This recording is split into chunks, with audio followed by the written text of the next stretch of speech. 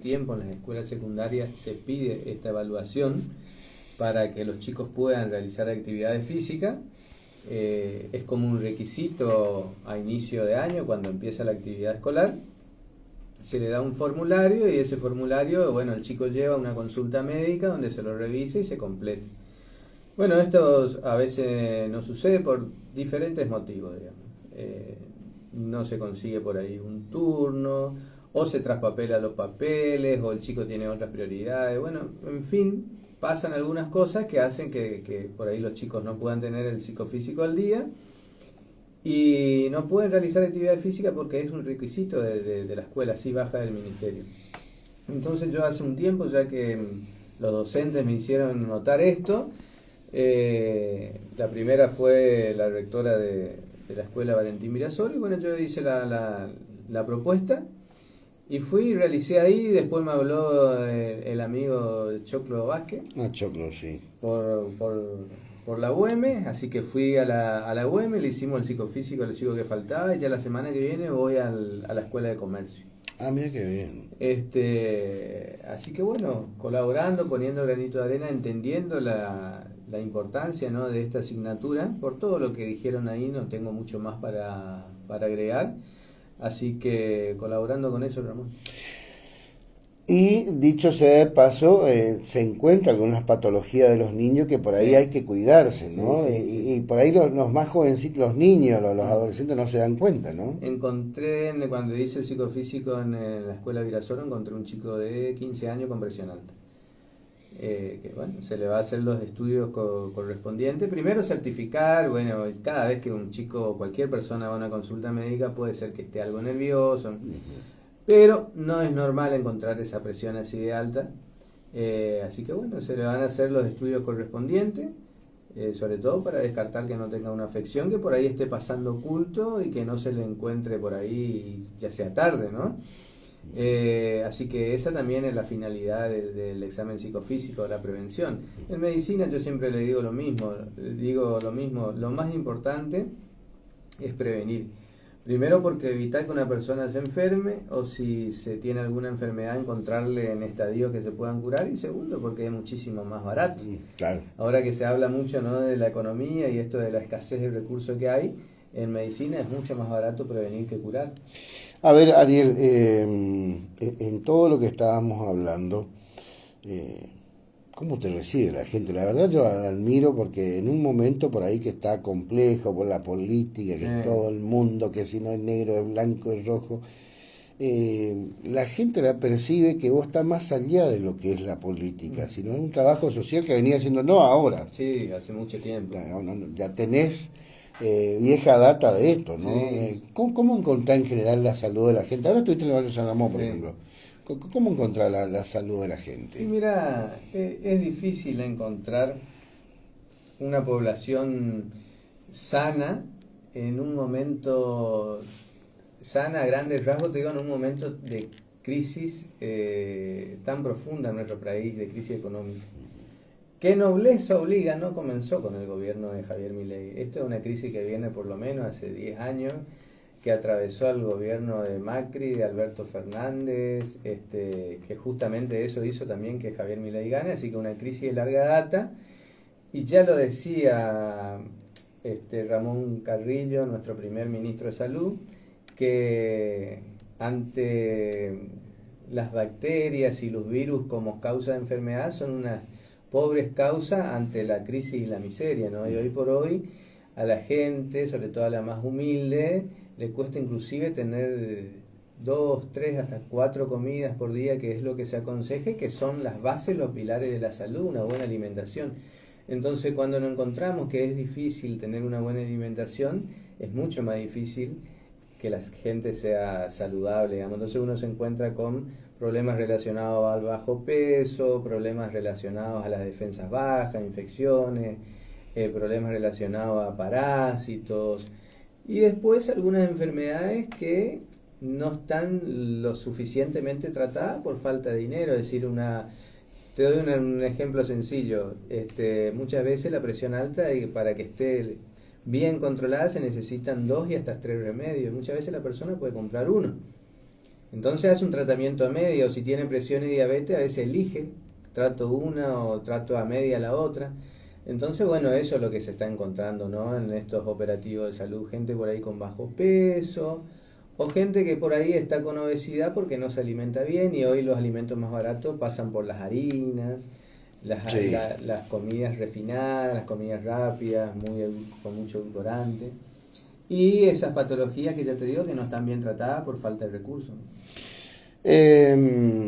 ¿Cómo viene? Recién me dijiste, no está Guillermo, no, está engripado Sí. Guillermo.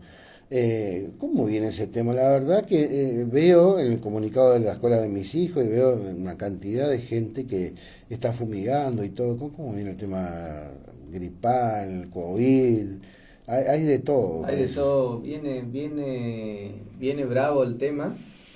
Y sobre todo primero porque tenemos muchos virus dando vuelta, tenemos 2 o 3 cepas de virus de la gripe, tenemos 2 o 3 cepas del virus del COVID. Por eso cuando nos empezamos a curar de una, a veces nos caemos, la gente te dice, mirá, hace 20 días que estoy engripado, hace 30 días. No es por un mismo virus, es que se empezó a sanar de uno y se contagió de otro. Entonces los cuadros respiratorios se hacen largos.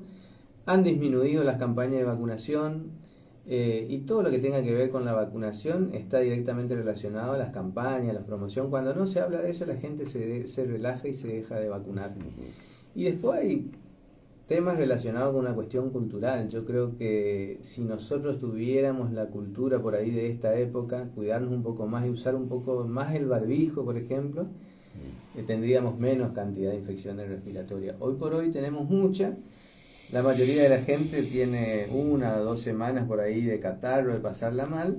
El tema es que hay personas que hacen neumonía y se tienen que internar. Y no faltan los casos graves también. Nosotros en el hospital hemos reabierto la sección de internación para enfermedades respiratorias, los cuales tenemos gente no tan grande, gente joven, con neumonía media brava, con gripes brava. Así que viene bravo la mano. Yo estoy aconsejando a la gente vacunarse, aquellos que no tienen síntomas, que están sanos. Hay vacunas incluso para jóvenes. Hay que ir a vacunarse para la gripe, para el COVID, y después al que está enfermo yo le aconsejo que haga reposo. Que no vaya a la escuela, en lo posible, si puede. Hoy por hoy mucha gente te dice no puedo dejar de trabajar, soy autónomo, soy emprendedor, se entiende. Pero aquel que pueda hacer reposo que haga, porque más que nada para que se recupere y para cortar la cadena de contagio, ¿no? Claro, a ver, que yo por siempre pongo de ejemplo a mis hijos, ¿no? Mi mal chico es un terrible. Los jóvenes también no. Vos lo ves, vos estás Claro, abrigado hasta la cabeza y andan jugando al fútbol, andan jugando al vóley, y andan de remera. También eso replica después en el cuerpo, porque sí. la reacción del cuerpo al frío es el calor y después una fiebre, y ahí es donde comienza toda la historia, ¿no? Por ahí hay que hablarlo nomás y cuidarse, ¿no? Ahí, Abrigarse. ahí es donde comienza todo, y bueno, en esta época de grandes casos, es donde también se resiente el sistema de salud. Te hablo un poco desde el lado de mis compañeros trabajadores de la salud. Está hoy por hoy el hospital y toda la sala, los sigue atendiendo mucha A gente full, a full. a full. Y bueno, se trata de hacerlo mejor, y se le recomienda a la gente que se cuide. La gripe, Ariel, reposo y un paracetamol. Reposo, paracetamol, pero hay algunos síntomas de alarma, es decir, una fiebre que no baja, fiebre alta, 39-40, que pasó un día y no baja, hay que consultar. Dolor de espalda fuerte, hay que consultar porque eso puede ser el inicio de una neumonía. Y falta de aire, por supuesto. El otro día también en la escuela técnica me llamaron y hicimos una charla relacionada con los chicos del secundario, relacionado a la gripe, al COVID. Inclusive hablamos algo de dengue, que por ahí cuando pase el invierno podemos llegar a tener unos casos. Y bueno, le dimos las pautas de cómo cuidarse a los chicos, que como vos decís, por ahí son los que menos atención prestan, ¿no? Sí, sí, son terribles. Vamos a hablar un poco de política con el doctor Ariel Esmay. Bueno, hace unos días vino Cristina Kirchner a Corrientes y bueno, y pasó 24, 48 horas y bueno, salió el fallo judicial. ¿Qué te viene, qué reflexión te viene a la cabeza? Bueno, mira, primero te digo de dónde te hablo. Te hablo desde alguien que le gusta la política, que aparte de ser un militante social se considera un militante político. Te habla alguien que es un peronista, que la considera una gran cuadro político a Cristina, una gran presidenta, pero que en los últimos tiempos ha estado en desacuerdo con algunas medidas políticas que ha llevado adelante ella y por ahí lo que es la conducción de la cámpora, ¿no? Desde ahí te hablo Ramón. No es la primera vez que una expresidenta o un expresidente va detenido, porque se dijo en estos días también de las redes sociales, la primera presidenta, y no es así. Yo le hacía recordar a un radical. Le digo, ¿vos ubicás la isla Martín García en Buenos Aires? Sí, me dice, ¿sabés que le decían YPF a esa isla? Porque en esa isla tuvo preso Irigoyen, Perón y Frondizi. Nada más que antes los que metían presos a los presidentes eran los gobiernos militares. Desde la última dictadura militar que puso presa a Isabel, por sangrienta y por tener mucha presión internacional sobre todo, se dejaron, digamos, de poner en práctica los golpes militares, que tenían un propósito económico fundamental, que eran resguardar los intereses de cierta élite.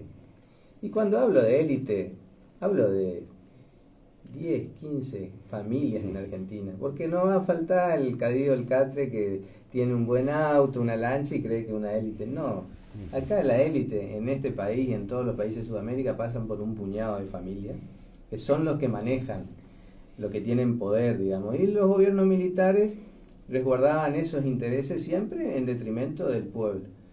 Y tampoco porque se podía utilizar a la justicia, porque la justicia era otra, era muy respetada. Después los golpes militares no se dieron más, la justicia entró también en cierta sospecha, por decirte, de alguna manera, y yo creo que fue utilizada muchas veces para proteger ciertos intereses. Y cuando hay algún gobierno que intenta redistribuir de diferente manera la torta, por decirte, es más hostigada por la justicia, y a las pruebas me remito porque Mauricio Macri fue candidato a presidente y fue presidente con más de 200 causas, Ramón, por las cuales a ninguna tuvo que ir a declarar nunca, y muchas de ellas fueron cerradas en tiempo récord por jueces y fiscales que iban a jugar al fútbol en su quinta.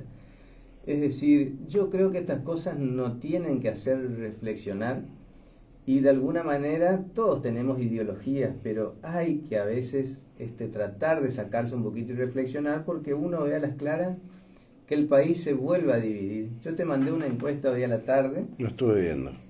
Donde cuando se preguntan a la gente si cree que Cristina es o no es culpable, en la franja etaria media de 30 y pico de años a 50 y pico, y 50 y algo te dicen que sí, un 40 y pico, casi mitad y mitad está dividido en eso.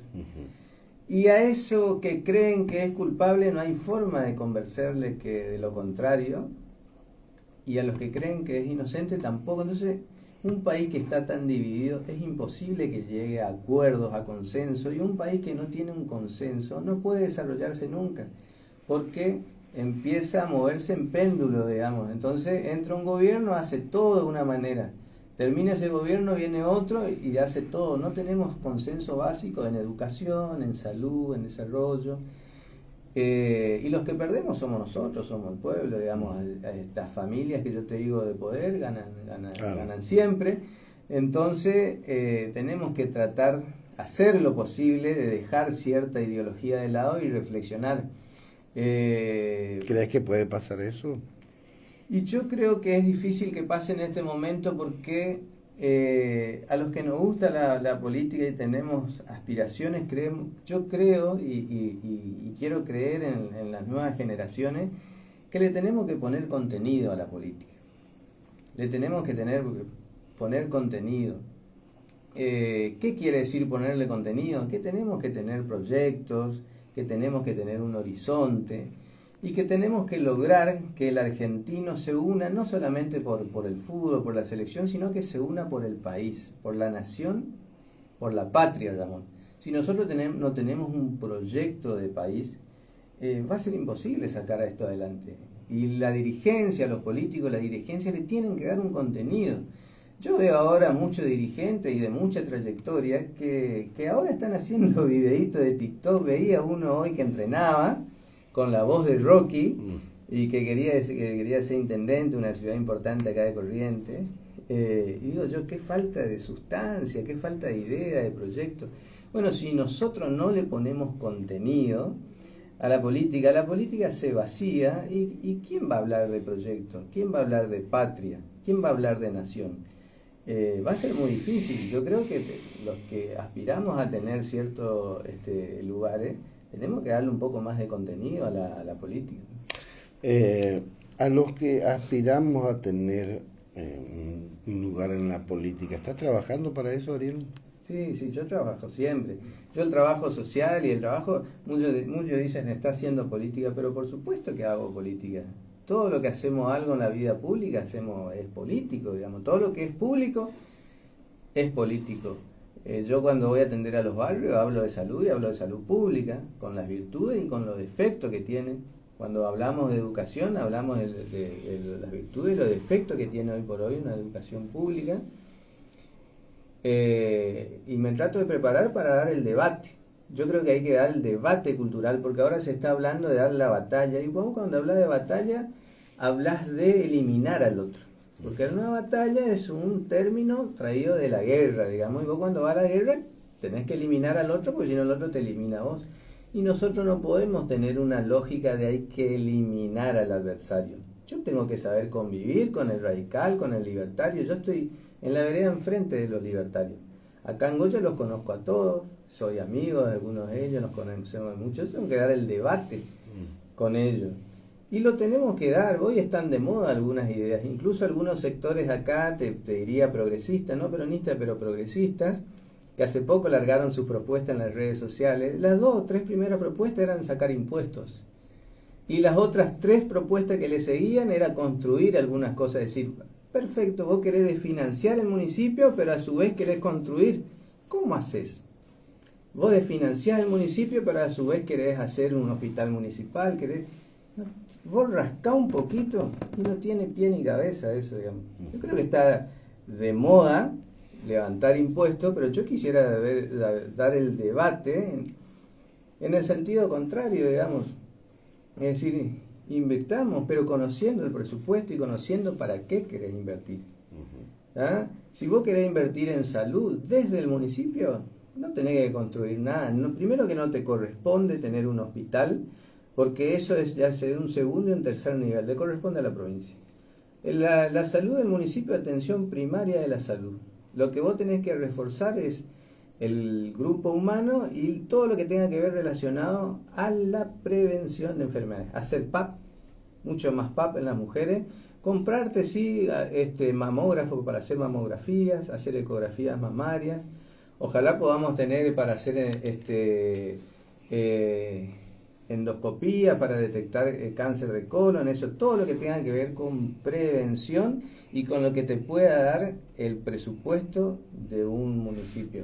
Por eso te digo yo, hay que conocer el presupuesto y cada propuesta tiene que tener un aval presupuestario. Vos no podés tirar una propuesta sin decir cómo y lo vas a hacer y de dónde van a salir los recursos, teniendo en cuenta que la gran mayoría del presupuesto de los municipios viene de la coparticipación nacional directamente y que hoy por hoy están en baja. Y otra gran parte del presupuesto viene de la coparticipación provincial. Para hacer obras públicas con tu propio presupuesto te queda muy poco, teniendo en cuenta que una gran parte de ese presupuesto se va en pago de sueldo. Que a su vez, muchos que hoy están en la oposición dicen que hay que subir el sueldo, pero a la vez te dice que hay que sacar el impuesto. ¿Viste? Cuando vos rascás un poquito te das cuenta que después de eso, de cáscara, no hay nada. Tu agrupación, tu partido, Somos Vos se llama, ¿no? Somos. ¿Están trabajando a nivel provincial también, Ariel? ¿Cómo viene ese tema? Estamos trabajando a nivel provincial, somos alrededor de 34 localidades. De Lavalle se sumó Lucrecia Vázquez y su equipo, ex intendenta de Lavalle. Estamos trabajando en una alianza en Somos Vos. Vamos Corrientes, que es la alianza que lidera el gobierno provincial, y en cada localidad se está viendo cómo articular. Incluso en algunas localidades se puede llegar a competir con el intendente oficialista, con la condición de que sí, la cabeza del gobernador no se discute y no hay dos candidatos a gobernador, digamos. Después en cada localidad se puede convertir con el intendente, se puede tener listas de concejales o se puede adherir en una fórmula. Cada localidad tiene su particularidad. Ya, acá en Goya, ¿cómo van a trabajar, Ariel? Y acá en Goya estamos viendo, hay algunas conversaciones que se dieron, otras que están pendientes. Te digo que las conversaciones más importantes todavía están pendientes. Pero bueno, hay muchas ganas de sumar, de colaborar, sobre todo en las cuestiones en las que uno cree que se puede mejorar y en las que uno fue crítico o es crítico, digamos. Yo no tengo muchas ganas de apoyar por supuesto, apoyo las cosas que se hicieron bien, pero quiero trabajar en las cosas que yo creo que se pueden mejorar, en las que uno ha sido crítico. Yo no oculto eso, porque justamente eso es lo que hay que mejorar. Yo siempre hablo de mejorar la salud, de mejorar el tema de la zona rural, de mejorar la producción. Yo creo que la economía de Goya está erróneamente separada de la economía rural. Para mí hay que unirla, como se hizo a décadas atrás acá, cuando funcionaba lo del tabaco negro, y como se hace actualmente en municipios como el de Bellavista, el de Montecasero, donde la producción, donde la economía de la ciudad está atada a la economía de la zona rural. Creo que haber separado la economía de la ciudad de Goya de la economía de la zona rural de Goya fue un error, y eso hay que revertirlo. Ariel, si habilitaran colectoras, ustedes tienen para armar una lista completa. Tenemos para armar una lista, hay hombres y mujeres que tienen ganas. Bueno, estamos trabajando en eso también. Siempre es bueno hablar con vos, Ariel. ¿Alguna actividad este fin de semana? No, este fin de semana no, vamos Día del Padre. Día del Padre, y aparte voy a pasar con mi viejo, porque aparte de ser el Día del Padre, mi viejo el Pato cumplió 70 años. Ah, mirá qué bien. Así que estamos por juntarnos a festejar, gracias a Dios eso, y sí, la semana que viene ya arrancamos con todo. Saludo a tu padre entonces, que pasen bien. Ariel, siempre un gusto recibirte, ¿eh? Muchas gracias. Igualmente. Gracias por apoyar siempre.